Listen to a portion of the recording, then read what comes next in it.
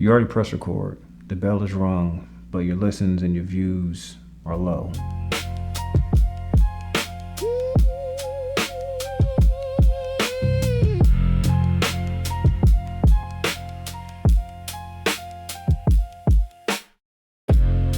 Let's start fixing that. Most podcasts don't die from a bad idea. They die from a fourth episode that never got recorded. They die from giving up. They die on the Tuesday that, shoot, man, you had a good idea. Your goal is not on trial, but your consistency and your execution, that's what is, right? So if you're going to the gym to improve yourself, to get better, to get stronger, whatever, that's a good intention to start with. But the thing is, intention doesn't lift weights for you. It doesn't run on a treadmill for you. It doesn't do none of that. And where I see us getting stuck is that we think that that hope and those intentions are going to walk through the door with us and do the work, and that's going to be good enough. And it's unfortunately not. So, it happens. It's not a crazy collapse. It's not a calamity. It's not a catastrophe. Nothing like that. Basically, it's not a single incident. It's not a single failure. It's not a single incident of failure that we can blame and say, okay, we can point the finger at that and say, hey, that's when things got messed up. And that's when I realized I needed to quit or I stepped away. But basically, it's Tuesday. Any regular Tuesday, right? Any day that you can think of where it's just normal. You know, a day that you probably will forget choosing the day that it happened, right? But the thing is, it will feel necessary. You know what I mean? It won't feel like a choice. It will feel necessary. It's going to feel like a necessary break. It's going to feel like a necessary rest.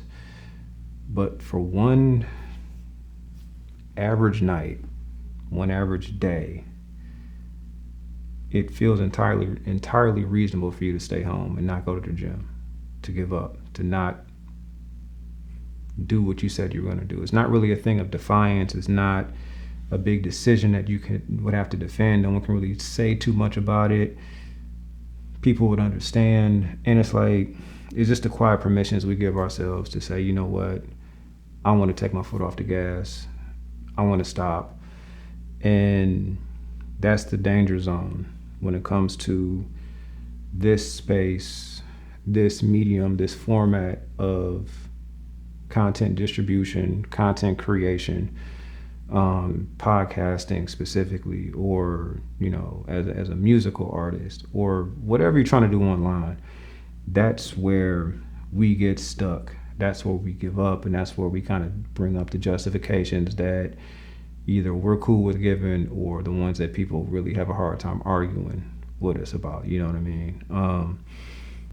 I want to say this, like, I learned this and I heard this from a guy named Oren Meets World. He's a creative director and like marketing savant for real. Like, dude is just, he's with it. He's been doing this thing for a while, but like, I learned from people like him.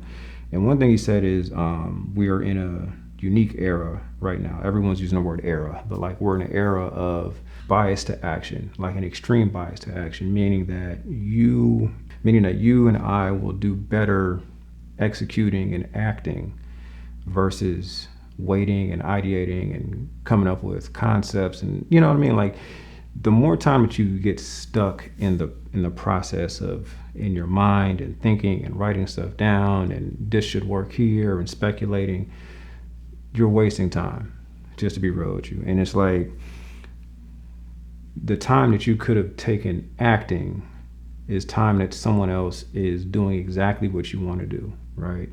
Sometimes, like, you know, I see this, and I think I felt this as well, is just the perfectionism of this has to be exactly right. And sometimes you don't know what's exactly right until you get out and actually try it, right? Execution, you know, even if it's bad, it should inform you on where to improve. I want to put a stat here that, according to the podcast index, there are about 4.7 million total registered podcasts as of 2026, but only a fraction of those are still active or actively publishing. What does that mean? a new episode in the last 90 days. And only about 8 to 9% of all podcasts, so out of that 4.7 million, exist that are truly active. The rest have gone dormant or been abandoned after a handful of episodes. I'm going to reemphasize episode 20. I'm going to keep coming back to that idea of episode 20 just because that should be the barrier in between you getting started and you really knowing where you need to be and how you can improve and really what your ceiling is. So within that, most people will tell you to post more, be consistent, and all that good stuff. Sounds good on face value, but it's kind of really just advice slop, maybe. Like, because like, what if you're consistently bad and you don't know it, right? So with that, go to thevandals.art. I specialize in creative direction and creative strategy, specifically for digital creators and small businesses that are marketing on digital spaces. If you need a custom tailored solution to your content, right? Your story, your business, I am hosting audit sessions that diagnose and identify current content structure and where you can improve and supply you with actionable plans of improvement that are realistic based on what your scaling capacity is, right? And my goal for the next year is to help 100 podcasters, 100 small businesses grow their brands and become basically an unforgettable part of people's lives. Over time, I will be releasing a full ebook in the coming months that is basically a memoir of my experience, what I've seen work, what I've seen fail, to help people like you get realistically better. So if you're trying to improve, if you notice you have areas of improvement, I want you to live by the one thing rule, meaning that you get better at one thing per episode, per couple episodes, lock in on that one thing and improve, right? Unfortunately, this is a bit of a comparison game, right? You have to look at what other people who are maybe further than you are doing and really look at it like, okay, if I'm trying to get where they are at, what can I be doing better? And getting better and getting consistent both lie in this one thing rule, which means just, again, improving one thing per episode per release, right? It starts with being honest on how and where you can improve. So I want you to look at everything that's happening here as an example of improving more than one thing as things kind of like progress, right? So think about this. If no one's clicking on your content, why would that be? A lot of times it's the thumbnail. A lot of people, this is a hot take, I'm sorry, but a lot of y'all are using old Canva thumbnails from like 2020, 2021 or something like that. And it's just like, I can tell what kind of genre of content I'm gonna get before I even see what you have to do, right? The people who do the makeup content or the lifestyle content, they have a very specific set of thumbnails they use. And people who do kind of like cinematography or people who do, goodness, like even like the messy podcasters, like, you know, the red pill, blue pill, pink pill, green pill people, like y'all use roughly the same kind of stuff, like the way that you can just tell, right? And unfortunately, for a lot of y'all using stuff that's outdated. Y'all using stuff that marks you as someone who's a part of a genre, kind of have like a bit of a bad reputation around it. Another story for another day. Once people start clicking, though, say you get a good thumbnail and they leave, it's probably the content itself, like the presentation, like what you have to say, how you have to say it, how you actually show up on camera. I love these guys. I love watching what they have to say, but like a lot of the video essayists like FD, Signifier, Blue Bill, like I love hearing y'all talk, but golly, the video quality is abysmal. And it's like, it doesn't have to be this way. You know what I mean? And it's like, there are too many resources, and I'm not saying that to throw shade at nobody, because like, again, mad respect for what they do.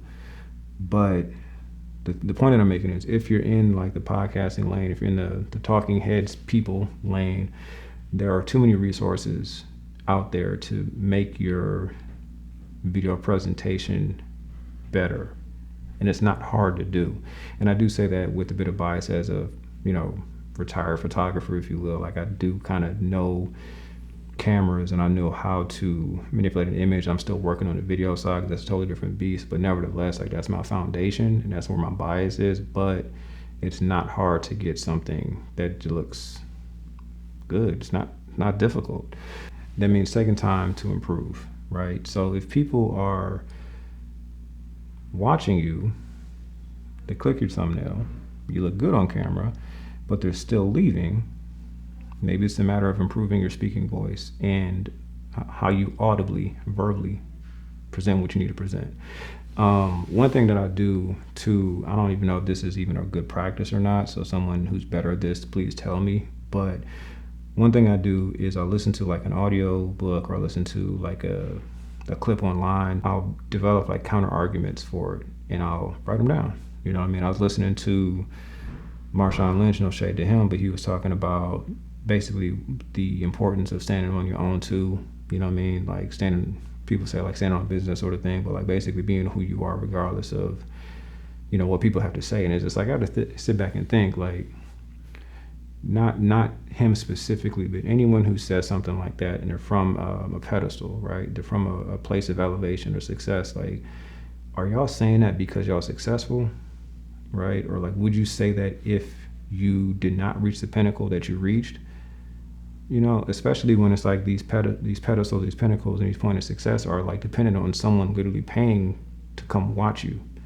Someone like us, middle class people. You know what I mean? So it's just like, for me, sometimes those messages ring a little hollow when it comes from someone who's a millionaire, billionaire, just saying like, hey, be yourself, it'll all work out. Like, you depend on someone like me who's making significantly less money than you to get to that point to be able to say these things.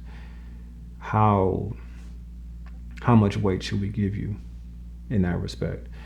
And no shade to no one who's saying that. I think it's just more, for me, it's just an observation of just the world that we live in versus the person. So it's not a knock to anybody, but this is just how I look at the world for real. And with that, as I've written down those thoughts, I'll take it a step further. I'll listen to like an audiobook if I'm in the car, or like maybe a video essay or something, and I'll develop like counter arguments like on the fly and just like see if I can see if I can say those things, see those responses, those statements, and expand them without stopping and fluttering and flubbing and all that sort of thing. So like, I noticed that I have a habit of using filler words like and like, and I'll say something, I'll use the wrong word out of context. I'll even make up a word from time to time. These are all nervous habits that I have when I come to speaking. So I'm actively working on that, right? And the thing I notice is most people that we regard as like great speakers, great orators, they're avid, great writers, right? Most people who are avid writers read a lot. And we have to get to the point of being okay with understanding that maybe we don't have the foundations as much as we think. It's not as a matter of just getting on camera and just speaking. We can't just outsource our intelligence to try to copy someone else, right? What you have to do is like literally write your thoughts down, read books to give you something to write about. Engage with things that challenge what your perspective is. And that will give you a whole massive Rolodex of information to just pull out the thin air for real. Because really the hardest thing about doing anything online is like that anxiety around what people think. Like, I'm working on developing the muscle of just kind of like setting it and forgetting it, and whatever people have to say, just let it fall. But I'm working on that, work in progress. In the short term, that's the goal. Make sure you're not getting complacent. Focus on improving one thing at a time, right? Just again, if it's presentation, video, quality, if it's presentation, audio, if it's presentation, the way you speak. Last episode I was talking about register and, speech community and stuff like that. So like, there's a bunch of different things that you can work on, but again, focus on one thing at a time. It could be the thumbnails, it could be something else, but basically focus on one thing. You don't want to keep putting out the same questionable quality, because that's the very easy, that's the easiest way to give up. Is it's like you're shooting a bad shot and you don't know what you're shooting, right? and take an honest look at what you're putting out compared to other people. Unfortunately, there's a comparison game to a degree. If they're up here and you're still trying to get there, like, what are the differences in what they're doing versus what you're doing, right? Are they going to the local entertainment studio recording place or whatever and getting, $50 an hour worth of quality out of the production? Like, probably not, right? And think about this: if everyone at the same studio that you record your podcast is in the exact same position as you, the exact same amount of following and consistent following that you have, someone needs to do something different. It may not be changing studios, but it may be changing something, and someone has to figure out what that is. And this is a very easy way to figure it out. Start with one thing. And you don't want to get stuck in someone else's template because they may not have the passion about your project like you know what I mean? So with all that said, appreciate y'all for stopping by, for listening, for watching. Like, comment, share, subscribe. Again, hit the vandals.art if you need and or want a custom tailored solution for your business. You know what I mean? I'm doing audit sessions, like I mentioned earlier, to provide actionable, realistic plans on how you can really get into a better space, creatively and digitally. So appreciate y'all for stopping by. Appreciate y'all for listening. Again, like, comment, share, subscribe, hit the hype button. Peace.